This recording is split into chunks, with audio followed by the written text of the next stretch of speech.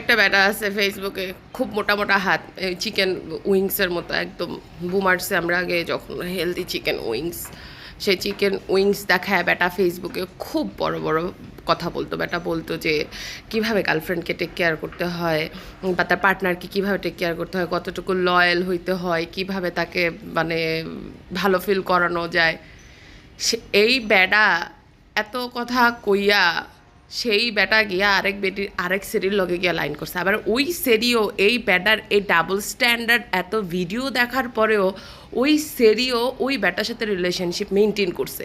আপনি চিন্তা করতে পারেন মেন্টালিটিটা কোথায় গেছে মানুষের।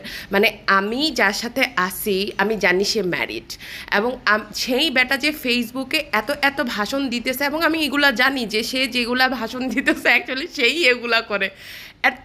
ইনফ্যাক্ট আমি প্রাউড, এবং আমি প্রাউড। আবার আমি মানুষকে বলে বেড়াচ্ছি উমেনদেরকে ফাইন্যান্সিয়ালি ইন্ডিপেন্ডেন্ট হইতে হয়, এটা করতে হয় সেটা করতে হয়। তো একটা মেয়ে ফাইন্যান্সিয়ালি ইন্ডিপেন্ডেন্ট হয়ে কী লাভ যদি আরেক বেডির সাজানো গুছানো সংসারের থেকে, সে গুছানো জামাইয়ের থেকে নিয়ে গিয়ে নিজে সংসার করতে হয়?